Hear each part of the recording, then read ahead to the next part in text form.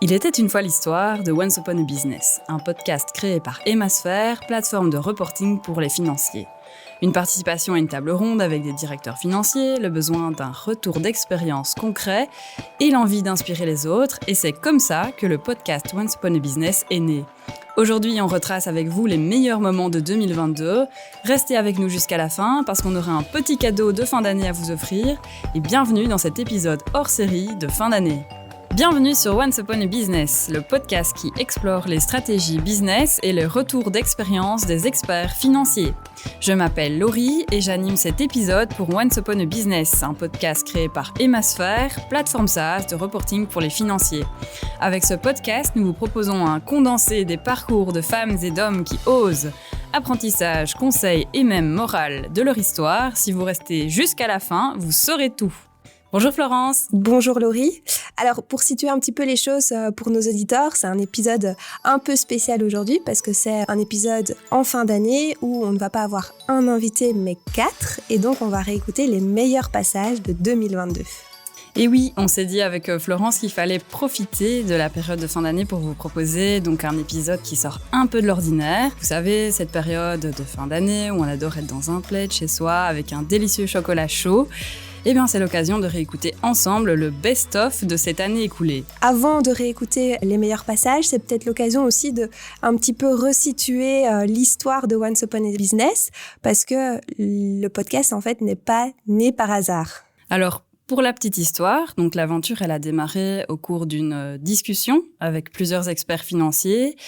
C'était lors d'une table ronde, donc à laquelle notre collègue Marine, que l'on embrasse au passage, assistait. Donc Marine, c'est la marketing manager chez Emmasphere, donc la plateforme de reporting pour les financiers. Et donc, plusieurs CFO se sont confiés à elle et le constat était frappant. Il manquait cruellement de retour d'expérience de leurs confrères. À partir de là, l'entreprise Emmasphere a donc décidé de créer cet échange entre financiers avec un podcast, donc Once Upon a Business. Et donc maintenant, on est plusieurs mois plus tard. Once Upon a Business, maintenant, c'est déjà plus de 10 épisodes enregistrés depuis avril dernier. On a la chance d'avoir plus de 800 auditeurs fidèles qui nous écoutent chaque mois. Et on ne s'attendait, en toute honnêteté, pas à avoir des retours aussi concrets d'experts financiers. Donc, merci pour ça. D'ailleurs, vous avez déjà été quelques-uns à nous laisser une note 5 étoiles sur notre podcast.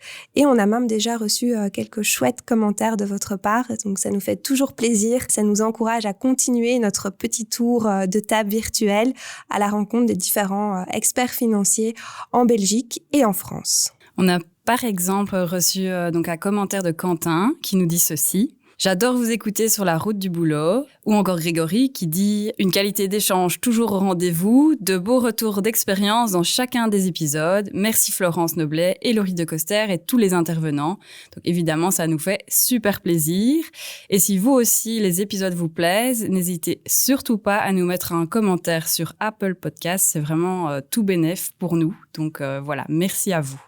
Alors j'avais envie, pour débuter ces meilleurs moments de 2022, de réécouter le passage de Pierre Mariage. Alors moi, je me rappelle très bien de cette interview parce que c'était en réalité le premier épisode que je réalisais. On était descendu à Paris avec Camille qui se charge de la production du podcast pour interviewer Pierre Mariage, qui est donc CFO de l'entreprise française Selectra, qui est active sur plusieurs marchés et qui a un chiffre d'affaires de 75 millions d'euros. Et donc, je me rappelle vraiment, vraiment très bien de ce moment. Il faisait beau, c'était en mai, et j'étais à la fois stressée et motivée parce que je me posais vraiment beaucoup de questions sur comment ça allait se passer cette interview. D'ailleurs, ça me fait penser justement à un passage dont Pierre Mariage fait référence à un moment donné, où il évoque justement son choix après avoir étudié en école de commerce et d'avoir débuté sa carrière de manière assez classique chez KPMG et d'aller travailler pour une start-up en 2017. Donc, réécoutons ce passage ensemble. Il y a eu beaucoup de doutes. Est-ce que j'ai les épaules pour faire ça? Est-ce que je suis pas en train de me planter complètement et de partir d'une boîte qui va bien malgré tout? KPMG, c'est un acteur installé du marché, à une boîte qui peut-être va se casser la figure dans 2 ans. Est-ce que au premier contrôle fiscal, je vais pas me faire virer? Tout ce genre de questionnement, quoi. Et puis ce doute, mais il a pas été malsain. Ça m'a permis de prendre confiance en moi, en fait, au fur et à mesure, en réalisant que il y avait des succès, on a parlé de la paye, c'est un quick win, il y a eu plein d'autres succès derrière où ça a fonctionné, on a monté l'équipe, on a eu des retours positifs aussi des autres acteurs, de l'expert comptable, du commissaire aux comptes qui disaient oui, depuis que vous êtes là, ça va quand même bien. Donc malgré tout, on prend confiance et finalement c'est positif. J'ai tendance toujours à bien me baquer quand même par rapport à ce que je fais, à bien y réfléchir, mais voilà, ça permet d'avoir confiance en soi, tout en ayant une forme d'humilité aussi, en se rappelant toujours qu'on a été dans une position un peu bancale, et qu'on est toujours dans une position un peu bancale, même aujourd'hui, et je pense jusqu'à la fin de ma vie, en tout cas j'espère, le doute, il est toujours là. Est-ce que je me repose pas sur mes acquis? Est-ce que j'ai la bonne trajectoire de carrière? Est-ce que je suis légitime par rapport à mon équipe? Il y a plein de questionnements comme ça, mais j'ai envie de penser que c'est sain et que si on utilise bien ce doute, qu'on n'est pas paralysé par lui, ça pousse à une saine remise en question et ça permet d'avancer. Ce passage me parle d'autant plus qu'il résonne aussi en moi parce que j'avais fait aussi le choix de rejoindre une start-up, alors Emasphere en l'occurrence. Et c'est vrai qu'à ce moment-là, c'est un peu le réflexe de dire oh là là, dans quoi tu t'embarques? Est-ce que ça ne te fait pas peur? Et en fait, la peur, non, mais le doute, oui. Parce que le doute peut vraiment être constructeur, mais à côté de ça, il faut savoir se faire confiance et jamais oublier de se remettre en question. Et c'est vrai que cette notion de remise en question et cette notion de doute, d'humilité, c'est quelque chose qu'on retrouve dans de certains passages de nos intervenants. Mais oui, cette notion de doute, on la retrouve notamment chez Marc Vossen, donc c'est l'ex-CEO de Nostalgie Énergie Belgique. Et on pense souvent, beaucoup de gens pensent ça, que les CEO sont des robots sur deux, alors que finalement ça reste des humains comme tout le monde.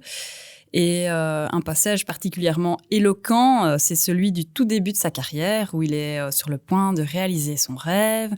Et en fait, il est tourmenté entre le fait de garder son job dit alimentaire et de pouvoir fonder une famille ou de suivre son instinct, sa passion et partir à Monaco pour devenir animateur radio. Je ne vous en dis pas plus, on va réécouter ensemble cet extrait. Et donc, si tu veux, ce qui est dingue, c'est que la vie, à plusieurs reprises, m'a potentiellement éloigné de ce milieu. Et à un moment, en 83, les radios libres démarraient, mais elles étaient pas, on gagnait pas notre vie avec ça. Et je suis à Contact, et je me marie, et on va avoir un enfant. Et mon père me dit, mais Marc, tu veux avoir un enfant, tu devrais peut-être faire en sorte que tu parviennes à payer les choses pour faire grandir ta famille. Et là, je me dis, ok, je vais utiliser mon diplôme de droit que je n'avais jamais utilisé jusqu'à présent. Et je présente des examens au ministère de l'Emploi du Travail à l'administration publique. Et je suis engagé à l'administration publique. 2 jours, écoute-moi bien, 2 jours, Laurie, après que j'ai commencé dans cette administration, j'entends sur RMC Radio Monte-Carlo Jean-Pierre Foucault qui dit « Il y a un concours d'animateurs. Nous faisons un concours d'animateurs. » Là, mon sang ne fait qu'un tour, et mon intuition, et mes envies, et mon cœur rebattent. Et je me dis que je vais les présenter. Et je vais, pendant les vacances, en juillet, alors que j'ai commencé à l'administration publique, je vais à Monaco. Premier stade, premier test, je le réussis. Deuxième stade, deuxième test, je le réussis. J'y retourne, troisième test, je le réussis. Et au bout des vacances, donc fin août, je suis donc à l'administration publique depuis 2 mois. On me dit que je suis retenu parmi les 4 animateurs. Et là, le choix cornélien, parce que je suis engagé pour 3 mois, le choix cornélien, je suis marié, ma femme a un boulot ici, moi je suis rentré dans l'administration publique, enfin je vais gagner ma vie correctement, comme mon père dirait. Et là, j'ai un choix cornélien. Est-ce que je vais partir pour 3 mois, parce que peut-être que ça ne durera que 3 mois à Monaco. J'en parle à mon épouse qui me dit, écoute Marc, fais ce que tu veux, moi je te suis. Et on décide, finalement. Mais je peux raconter, je sais que je suis long, mais je peux raconter, il y a un truc génial. Donc, je dois téléphoner un lundi à 17h.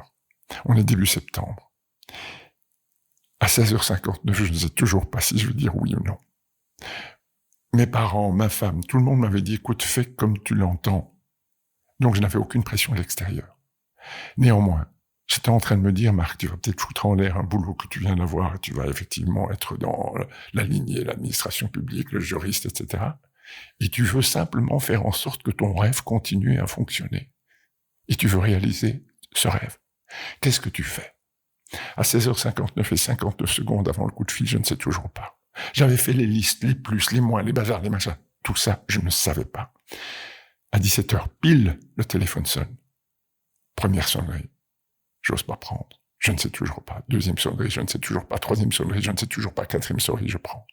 Et de l'autre côté du bout du fil, j'ai Simon Monceau, le directeur des programmes de Monaco, de ANC à l'époque. Il me dit, alors Marc, vous venez? Et là, que crois-tu que j'ai répondu? Oui. Bah oui. Parce qu'à un moment, en fait, ce qui est génial, c'est que ton intuition, il y a ton cœur qui parle. Et c'est lui qu'il faut écouter. Avant toutes les raisons du monde, écoute ton cœur. J'ai écouté mon cœur. Je suis parti à Monaco. Mon épouse est venue me rejoindre. On n'est resté que 3 mois, finalement. Parce que mon épouse ne parvenait pas à s'adapter à Monaco. Et que de toute façon, aussi, mon Monceau m'a dit, écoute, Marc, finalement, ta voix c'est pas celle qu'on rêvait d'avoir. C'est finalement, non. On clôture. Mais ça m'a fait rentrer à nouveau dans la boucle de la radio. Et j'y suis allé, je suis retourné à Contact, et puis j'ai été journaliste, et puis j'ai créé plein de radios. Et j'ai grandi au fur et à mesure. Producteur, responsable des programmes, d'antenne, etc., et puis directeur général de Nostalgie. Et ce qui est dingue, à chaque fois, j'ai des anges qui sont venus me taper sur le bout de l'épaule, ou mon petit Jiminy Cricket, hein, tu vois, et qui te rappelle, suis ta voix, tu sais que c'est la bonne. Et il y a encore des jours où je me dis, mais mince quoi, je vois 42 ans de cette incroyable aventure professionnelle, et je me dis, je n'ai fait que rêver, et réaliser mes rêves. Donc voilà, je sais pas vous, mais moi j'ai trouvé vraiment ce passage tout à fait inspirant. Le fait qu'il ait pu s'écouter, suivre son instinct, suivre sa petite voix intérieure, comme il l'explique très bien, son Jiminy Cricket. Mais parce que c'est comme ça, au final, qu'on peut s'épanouir et être heureux dans son job et dans sa vie. Florence, il y a une citation assez connue qui résume un peu tout ça. Je te l'ai déjà citée. Est-ce que je te la fais deviner? Tu t'en rappelles? Ah oui, attends. C'est choisis un job qui te plaît et tu n'auras plus jamais à travailler de ta vie ou quelque chose comme ça. Oui, c'est plus ou moins ça. Donc c'est choisis un travail que tu aimes et tu n'auras pas à travailler un seul jour de ta vie. Et aimer son travail et être passionné, c'est vrai que c'est une transition toute faite pour le passage que j'avais en tête avec Thomas Mémurlin, parce que c'est vrai que Thomas Mémurlin, c'est donc le CEO et le cofondateur de Guisbar. C'était vraiment quelque chose qui ressortait chez lui, cette passion pour son travail. Thomas, il faut savoir que c'est un jeune entrepreneur qui dégage énormément de professionnalisme. Il a vraiment une vision par rapport à son business. Et je trouve que, pour le coup, c'était vraiment une des personnes qu'on a rencontrées où cette notion de passion ressortait vraiment. Oui, je confirme. Donc, je me rappelle très bien. J'étais là pendant l'enregistrement. J'ai assisté en direct. Effectivement, j'ai pas animé le podcast avec toi, Florence, mais c'est vraiment ça. Et j'ai trouvé que c'était presque un visionnaire, en fait. Effectivement. Écoutons son passage. On est très très friand de tout ce qui est chiffres, on est vraiment data-driven, c'est très important pour nous. Pour prendre un exemple, on a donc un système de caisse qui va donc enregistrer toutes les habitudes de consommation client. On a aussi un système de réservation en ligne. On a la chance d'avoir une clientèle qui réserve beaucoup. Bon, c'est aussi dû à notre succès, où les gens préfèrent réserver pour être sûrs d'avoir une place. Mais donc ça nous donne énormément d'informations. Et donc, l'exemple que je voulais donner, c'est on a toutes les infos de réservation et donc qui vient manger quand, combien de personnes, à quel moment de la journée. Et donc, grâce à ça, on a pu optimiser les tables de nos restaurants. On sait par exemple que des tables de 2, 3, 4, 5, 6 représentent plus de 75% de notre clientèle. Et donc, ça veut dire que des tables de 10, 12, on ne doit pas en mettre trop dans les restaurants. Et donc, on se concentre sur des tables de 2 modulables qui peuvent se mettre 2 plus 2, 4, 2 plus 2 plus 2, 6. Et donc, ça permet, avec des tables de 2, d'avoir énormément de flexibilité et de pouvoir, entre guillemets, maximiser le nombre de personnes qu'on sait accueillir. Donc je trouve que ce passage de Thomas met vraiment en avant sa vision révolutionnaire qu'il a au niveau de son business model par rapport au secteur dans lequel il est actif. Alors c'est vrai que nous, en tant que plateforme de reporting pour les financiers, son intérêt pour la donnée nous parle d'autant plus, mais il parle vraiment de la data comme quelque chose qui est vraiment ancré dans l'entreprise, vraiment comme une culture d'entreprise. Et c'est vrai que cet aspect culture autour de la donnée, soit je pense tu l'as ou tu ne l'as pas, c'est vraiment influencé par les personnes qui travaillent dans les entreprises. Et là, clairement, quand il parle, ça se ressent que lui, il fait véhiculer cette importance de la donnée dans son management. Et ce n'est pas parce qu'on est financier qu'on ne s'amuse pas. La preuve avec Frédéric Pouchin, CEO de Wildstone. Pour l'occasion, j'ai choisi un passage assez court, mais qui m'a particulièrement marqué dans cet épisode. On l'écoute ensemble. Aussi, ce qui est important, c'est un peu un concept, une philosophie générale, c'est toujours s'amuser en travaillant. Et c'est vrai que pourquoi effectivement on a tout, on va dire, ces prestataires, ces fournisseurs qui nous font confiance et à qui on fait confiance, indépendamment de l'aspect financier et contractuel. C'est vrai qu'on s'amuse vraiment beaucoup. Et donc, je pense qu'effectivement, il faut la vie est trop courte pour s'embêter. Il faut surtout pas se prendre au sérieux. Et donc, je pense allier travail et amusement est clé. Et aussi pour faire durer, je pense, les relations de travail. Et voilà, donc pour la petite info, c'était déjà le 5e épisode que vous avez écouté, donc avec Frédéric Pouchin. Mais en fait, pour nous, c'était le tout premier épisode qu'on avait enregistré en studio. Donc voilà, c'était un épisode un peu spécial pour nous et pour notre équipe. Nous voilà déjà à la fin de cet épisode spécial consacré aux meilleurs moments du podcast Once Upon a Business, que vous soyez en train de cuisiner, de courir ou de conduire. Nous espérons que vous avez passé un bon moment à nos côtés. Bien sûr, si vous avez apprécié ces extraits, vous pouvez les écouter à la fin de cet épisode. Ils sont disponibles sur toutes les plateformes audio et aussi sur le site d'Emasphère. Laurie, est-ce que tu n'oublies pas quelque chose ? Ah mais oui, bien sûr, comme convenu, on avait un petit cadeau pour vous. On vous dévoile 5 conseils pour passer des fêtes de fin d'année sereines en tant que CFO dans un contenu inédit. Attention, écoutez bien, la marche à suivre. Vous devez accéder au lien exclusif emasphere.com/podcast-cadeau, le tout au singulier, et ce petit cadeau sera à vous. Et nous vous souhaitons déjà de très belles fêtes de fin d'année auprès de votre famille afin de pouvoir vous ressourcer et venir d'attaque pour la nouvelle année 2023.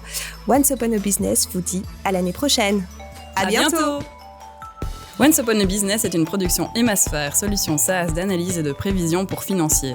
Pour nous aider à faire grandir le podcast et continuer d'inviter des profils inspirants, laissez une note 5 étoiles et un commentaire sympa sur votre plateforme d'écoute et suivez-nous sur LinkedIn pour ne rien manquer de nos contenus inédits.